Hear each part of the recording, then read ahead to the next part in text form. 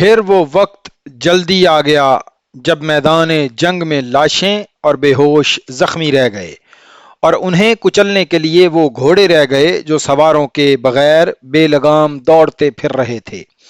بدوی قبیلے اپنے سرداروں کے بغیر عین التمر جا پہنچے اور شہر کے دروازے بند کر لیے گئے۔ انہوں نے شہر میں واویلا بپا کیا کہ مہران کی فوج وعدے کے مطابق ان کی مدد کو نہیں آئی، لیکن وہاں ان کا واویلا سننے والا کوئی نہ تھا۔ خوف و ہراس کے مارے ہوئے شہری تھے جو بھاگ نہیں سکے تھے۔ مہران بن بہرام اپنی فوج سمیت شہر سے جا چکا تھا۔ وہ فوج کو مدائن لے جا رہا تھا۔ وہ عکا اور حزیل اور دوسرے قبائلی سرداروں کو کوس رہا تھا۔ دشمن کا تعقب کرو، خالد نے اپنی سپاہ کو حکم دیا۔ زخمیوں کو سنبھالنے کے لیے کچھ آدمی یہیں رہنے دو اور بہت تیزی سے عین التمر کا محاصرہ کر لو۔ عین اس وقت مسنا بن حارثہ گھوڑا سرپٹ دوڑاتا آیا اور خالد کے پاس گھوڑا روک کر اترا۔ وہ خالد سے بغل گیر ہو گیا۔ ولید کے بیٹے، مسنا نے کہا، قسم رب العالمین کی، دشمن عین التمر سے بھاگ گیا ہے۔ کیا تیرا دماغ اپنی جگہ سے ہل تو نہیں گیا؟ خالد نے پوچھا۔ یوں کہہ کہ دشمن میدان چھوڑ کر بھاگ گیا ہے۔ مسنا بن حارثہ نے خالد کو بتایا کہ اس کے جو جاسوس عین التمر کے ارد گرد بکھرے ہوئے تھے، انہوں نے اطلاع دی ہے کہ فارس کی فوج جو شہر میں تھی شہر سے نکل گئی ہے۔ کیا تو نہیں سمجھ سکتا کہ یہ فوج ہمارے عقب پر اس وقت حملہ کرے گی جب ہم عین التمر کو محاصرے میں لیے ہوئے ہوں گے؟ خالد نے کہا، ابن ولید، مسنا بن حارثہ نے کہا، مہران اپنی فوج کے ساتھ جا چکا ہے۔ اگر وہ فوج یہاں کہیں چھپی ہوئی ہوتی تو میرے چھاپا مار اسے چین سے نہ بیٹھنے دیتے۔ آگے بڑھ اور اپنی آنکھوں سے دیکھ، عین التمر تیرے قدموں میں پڑا ہے۔ یہ خبر جب مجاہدین کے لشکر کو ملی تو ان کے جسم جو تھکن سے ٹوٹ رہے تھے تر و تازہ ہو گئے۔ انہوں نے فتح و نصرت کے نعروں کی گرج میں عین التمر تک کے 10 میل کے فاصلے کو طے کیا۔ مسنا بن حارثہ کے شاہ سوار پہلے ہی وہاں موجود تھے۔ انہوں نے بتایا کہ شہر کے تمام دروازے بند ہیں۔ خالد کے حکم سے شہر کا محاصرہ کر لیا گیا۔ بدوی عیسائی اور ان کے دیگر ساتھی جو شہر پناہ میں پہنچ چکے تھے مقابلے پر اتر آئے۔ انہوں نے شہر پناہ کے اوپر جا کر مسلمانوں پر تیر برسانے شروع کر دیے۔ عکا بن ابی عکا کو اور تمام جنگی قیدیوں کو آگے لاؤ، خالد نے حکم دیا۔ ذرا سی دیر میں تمام بدوی قیدیوں کو سامنے لے آیا گیا۔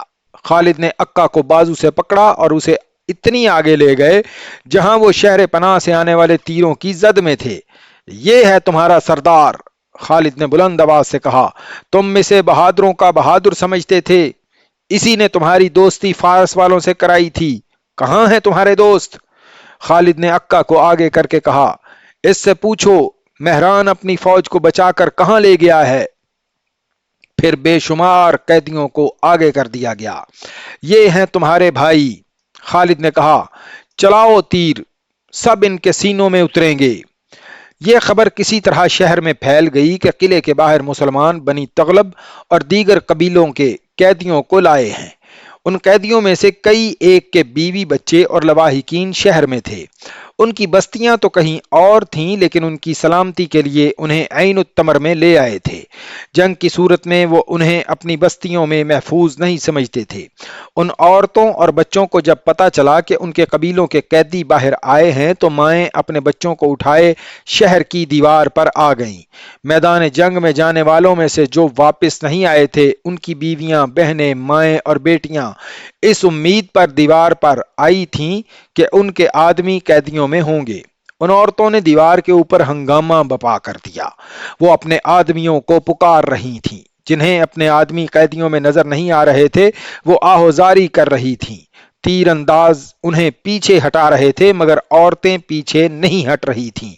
ہم تمہیں زیادہ مہلت نہیں دیں گے، خالد کے حکم سے ان کے ایک محافظ نے بلند آواز سے کہا، ہتھیار ڈال دو اور دروازے کھول دو۔ اگر ہمارے مقابلے میں تم ہار گئے اور دروازوں میں ہم خود داخل ہوئے تو تم سب کا انجام بہت برا ہوگا۔ ہم اپنی 2-3 شرطوں پر دروازہ کھولنے پر آمادہ ہیں۔ دیوار کے اوپر سے آواز آئی، تمہاری کوئی شرط نہیں مانی جائے گی۔ خالد کی طرف سے جواب گیا، ہتھیار ڈال دو، دروازے کھول دو، تمہاری سلامتی اسی میں ہے۔ بنی تغلب اور اس کے اتحادی قبیلے جانتے تھے کہ ان کی سلامتی اسی میں ہے کہ ہتھیار ڈال دیں اور مسلمانوں سے رحم کی درخواست کریں۔ چنانچہ انہوں نے دروازے کھول دیے اور مسلمان شہر میں داخل ہوئے۔ اس وقت کی تحریروں سے پتہ چلتا ہے کہ مسلمانوں نے کسی شہری کو پریشان نہیں کیا، البتہ مسلمانوں کے خلاف جو بدوی لڑے تھے ان سب کو قیدی بنا لیا گیا۔ یہ ان قیدیوں کے لواحقین پر منحصر تھا کہ وہ خالد کا مقرر کیا ہوا فدیہ ادا کر کے اپنے قیدیوں کو رہا کرا لیں۔ تمام شہر کی تلاشی لی گئی۔ شہر میں ایک عبادت گاہ یا درس گاہ تھی جس میں پادری بننے کی تعلیم دی جاتی تھی۔ اس وقت 40 نو عمر لڑکے زیر تعلیم تھے۔ ان سب کو پکڑ لیا گیا۔ ان میں سے اکثر نے بعد میں اسلام قبول کر لیا تھا اور ان میں سے ایک کو تاریخ اسلام کے ایک نامور شخصیت کا باپ ہونے کا شرف حاصل ہوا ہے۔ اس لڑکے کا نام نصیر تھا۔ اس نے اسلام قبول کیا اور مسلمان عورت کے ساتھ شادی کی جس نے موسیٰ بن نصیر کو جنم دیا۔ یہ موسیٰ بن نصیر شمالی افریقہ کے امیر مقرر ہوئے۔ انہوں نے ہی طارق بن زیاد کو اندلس فتح کرنے بھیجا تھا۔ 2-3 متعصب مورخوں نے لکھا ہے کہ خالد نے بنی تغلب، نمرد اور ایاد کے ان تمام آدمیوں کو قتل کر دیا جو ان کے خلاف لڑے تھے۔ یہ ایک مفروضہ ہے جو خالد کو بدنام کرنے کے لیے گھڑا گیا۔ مورخوں کی اکثریت نے ایسے قتل عام کا ہلکا سا اشارہ بھی نہیں دیا۔ محمد حسین ہیکل نے متعدد تاریخوں کے حوالے سے لکھا ہے کہ عقا بن ابی عقا کو کھلے میدان میں لا کر خالد نے اپنا عہد پورا کرتے ہوئے اس کا سر تن سے جدا کیا تھا۔ خالد نے اعلان کیا کہ بدوی غیر مشروط طور پر ہتھیار ڈال دیں تو وہ بڑے برے انجام سے محفوظ رہیں گے۔ دشمن نے مسلمانوں کی شرائط پر ہتھیار ڈالے تھے، ان کے قتل عام کا سوال ہی پیدا نہیں ہوتا تھا۔ عین التمر کی فتح کے بعد خالد نے پہلا کام یہ کیا کہ انبار اور عین التمر کا مال اکٹھا کر کے مجاہدین میں تقسیم کیا اور خلافت کا حصہ الگ کر کے ولید بن عقبہ کے سپرد کیا کہ وہ مدینہ امیر المومنین کو پیش کریں۔ انہوں نے امیر المومنین کے لیے ایک پیغام بھی بھیجا۔ ولید بن عقبہ نے مدینہ پہنچ کر امیر المومنین ابو بکر کو انبار اور عین التمر کی لڑائی اور فتح کی تفصیل سنائی، مال غنیمت پیش کیا، پھر خالد کا پیغام دیا۔ پھر سنایا جا چکا ہے کہ خلیفۃ المسلمین ابو بکر نے خالد کے لیے حکم بھیجا تھا۔ پہلے سنایا جا چکا ہے کہ خلیفۃ المسلمین ابو بکر نے خالد کے لیے حکم بھیجا تھا کہ وہ غیاض بن غنم کے انتظار میں حیرہ میں رکے رہیں۔ اس وقت غیاض دومت الجندل میں لڑ رہے تھے، لیکن لڑائی کی صورتحال غیاض کے لیے اچھی نہ تھی۔ خالد نے خلافت کے حکم کو نظر انداز کر دیا اور حیرہ سے کوچ کر کے انبار کو محاصرے میں لیا، فتح پائی، پھر عین التمر کا مارکا لڑا اور کامیابی حاصل کی۔ خالد نے اپنے پیغام میں کہا کہ وہ حیرہ میں بیٹھے رہتے تو فارس والوں کو اپنی شکستوں سے سنبھلنے کا اور جوابی حملے کی تیاری کا موقع مل جاتا۔ خالد کی کوشش یہ تھی کہ دشمن کو کہیں بھی قدم جمانے کا اور جوابی وار کرنے کا وقت نہ مل سکے۔ انہوں نے آتش پرستوں کی فوج کو نفسیاتی لحاظ سے کمزور کر دیا۔ خالد نے امیر المومنین کے حکم عدولی تو کی تھی، لیکن عملاً ثابت کر دیا کہ یہ حکم عدولی کتنی ضروری تھی۔ غیاض بن غنم ابھی تک دومت الجندل میں پھنسے ہوئے تھے اور ان کی کامیابی کی توقع بہت کم تھی۔ خالد نے جو مناسب سمجھا وہ کیا۔ خلیفہ ابو بکر صدیق نے ولید بن عقبہ سے کہا، اس نے جو سوچا تھا وہی ہوا۔ غیاض کی طرف سے جو اطلاعیں آ رہی ہیں وہ امید افزا نہیں۔ دومت الجندل پر ہمارا قبضہ بہت ضروری تھا، لیکن اب مجھے غیاض کے متعلق تشویش ہونے لگی ہے۔ ابن عقبہ، تم عین التمر واپس نہ جاؤ، دومت الجندل چلے جاؤ اور وہاں کی صورتحال دیکھ کر خالد کے پاس جاؤ اور اسے کہو کہ غیاض کی مدد کو پہنچے۔ ولید بن عقبہ روانہ ہو گئے۔ غیاث بن غنم خود بھی پریشان تھے کہ ان کے ساتھ جو سالار تھے وہ انہیں کہہ رہے تھے کہ اس صورتحال سے نکلنے کے لیے مدد کی ضرورت ہے، ورنہ شکست کا خطرہ صاف نظر آ رہا تھا۔ آخری تحریروں کے مطابق، مؤرخ طبری اور ابو یوسف کی تحریروں کے مطابق، آخر غیاث بن غنم نے خالد کو ایک تحریری پیغام بھیجا جس میں انہوں نے اپنی مخدوش صورتحال اور اپنی ضرورت لکھی۔ ولید بن عقبہ بھی غیاث کے پاس پہنچ گئے۔ ان کا جلدی پہنچنا آسان نہ تھا۔ مدینہ سے دومت الجندل کا فاصلہ 300 میل سے کچھ کم نہ تھا اور زیادہ تر علاقہ صحرائی تھا۔ پہنچنا جلدی تھا۔ ولید جب غیاث کے پاس پہنچے تو وہ جیسے ہوش و حواس میں نہیں تھے۔ انہوں نے آرام کی نہ سوچی۔ غیاث کی صورتحال دیکھی۔ میں نے خالد کو مدد کے لیے کل ہی پیغام بھیجا ہے، غیاث بن غنم نے ولید بن عقبہ سے کہا۔ معلوم نہیں وہ خود کس حال میں ہے، لیکن میرے لیے اور کوئی چارہ کار نہیں، تم دیکھ رہے ہو۔ الحمدللہ، ولید نے کہا۔ خالد نے آتش پرستوں کی شہنشاہی اور ان کی جنگی طاقت کو جڑوں سے اکھاڑ پھینکا ہے۔